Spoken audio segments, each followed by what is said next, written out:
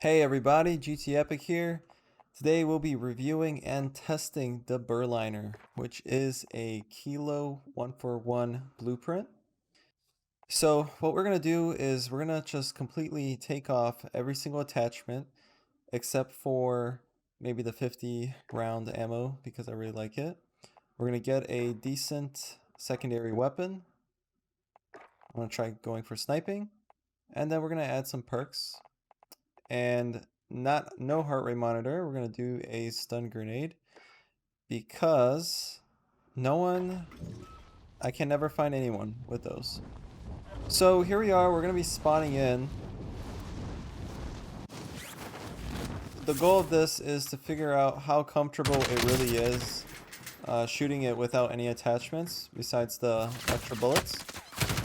So as you see here, I'm just trying to shoot, and as far as close up, it's quite easy to get those shots, obviously, but those farther ones, if there's anything blocking those heads, I can't really just spray and then pull down my gun to reduce the recoil. So that's why I'm having a bit of trouble here right now, is that for that exact reason.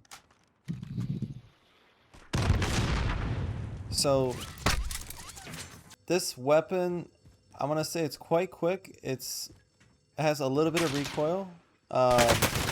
If you see right here, I was able to turn around and aim at him and get the kill in time, so it is quite quick aiming down sight. With that being said, because of that, I can sacrifice a bit of it and add a few attachments that reduce recoil and possibly a scope that reduces aiming down sight but increases accuracy for even more.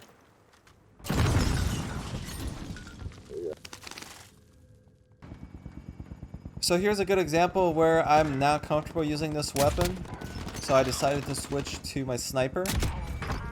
Oh, he's on big roof. I don't think that you should be using this, especially with no attachments at this distance. You'll most likely miss. Maybe you'll get a hit or two, but it won't be a kill. So I'm just cleaning these guys up.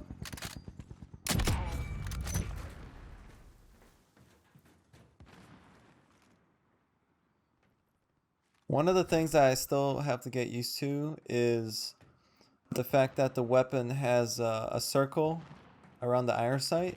It kind of blocks my view a little bit and it prevents me from seeing from afar. But other than that, I'm not really that much bothered by it. Especially from close to mid-range, it gets the kill usually, so it's quite reliable.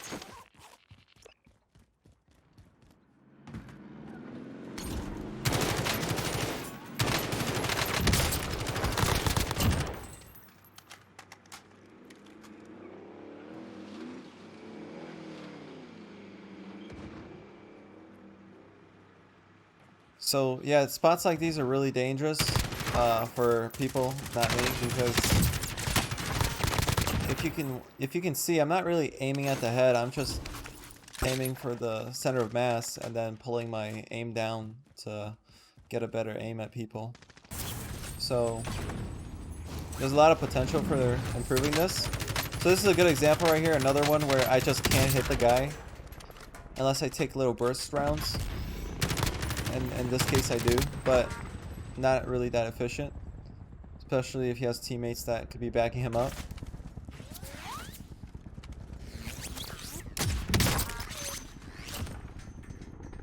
I just got...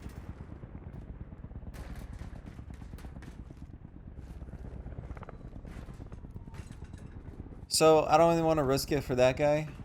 At that distance, it's a bit too risky.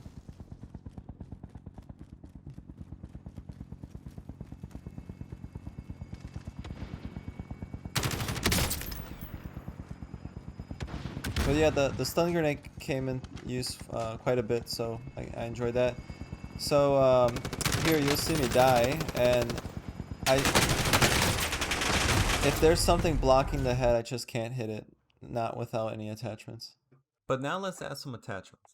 So we're going to be choosing the attachments that reduce the recoil and give you as much control as possible. So for each section, this is what I've used in the past, and this is what has worked best for me. So this is what I recommend. I recommend trying it and then switching out a few attachments just to see what works best for you. For example, I know many people use Commando. I don't always use it. I use Ranger foregrip, but I also use Commando. I kind of switch it off.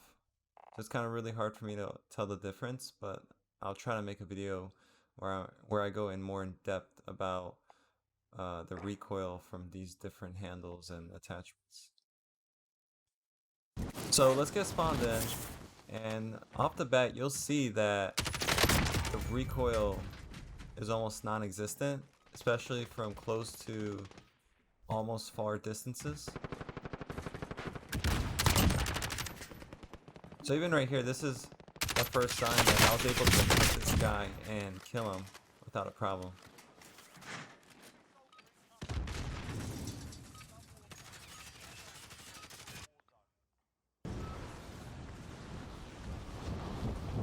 So as a team, we decided to spawn in Boneyard, and well, I don't know, I think it was as a team. Either way, I'll be just showing you a lot of good examples as how the attachments have benefited you.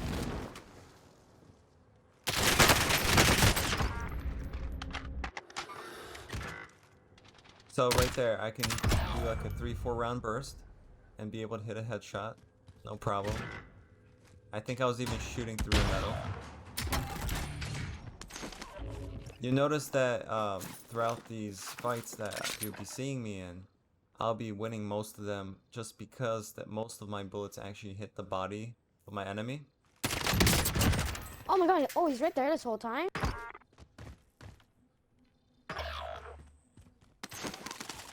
And it makes headshots a lot easier, and as well as just gaining control of the situation.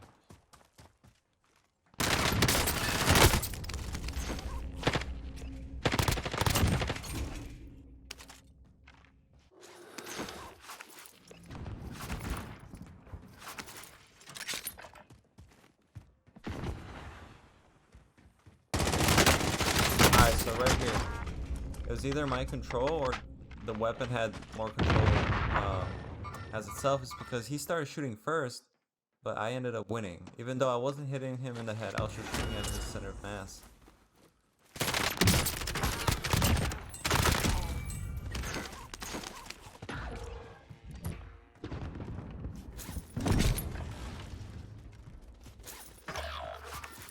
So I use this little high point right here in the boneyard just to get a little visual at those buildings, because I know there's a lot of people over there.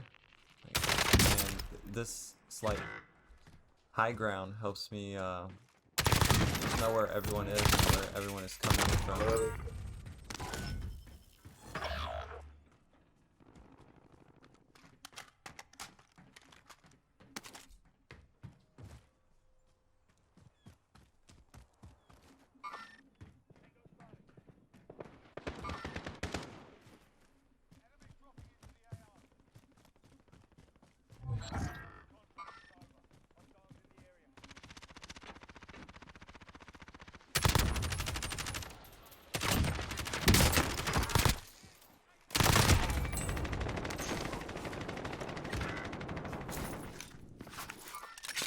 Overall, if you guys are not comfortable using iron sights, I understand. There's a few different things you can do. So first thing is you can sacrifice some ammunition and add a scope that you like and see how that goes with you. But if you don't want to sacrifice any ammunition, you can try taking off one of the attachments, see how that affects you, and adding the scope for so I am able to hit people from afar, but it's not exactly that easy, because sometimes I just don't really see what I'm hitting. I just see the little hit markers, which kind of give me a confirmation that I hit something, so I just keep aiming in that direction. So that's something to think about as well.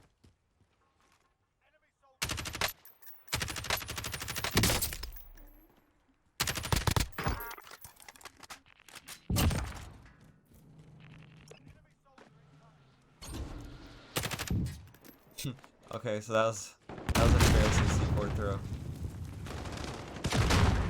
You'd think they know how to throw it farther though.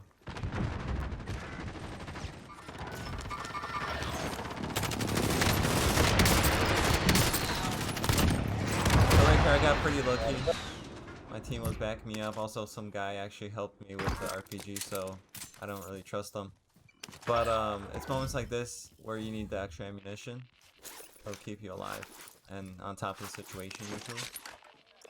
But yeah, that's pretty much it, guys. Thank you very much for watching, and next time you revisit one of my videos, please give me a subscribe, like, comment, and I'll be back, and I'll be streaming more often now. So thank you for watching, and have a great day.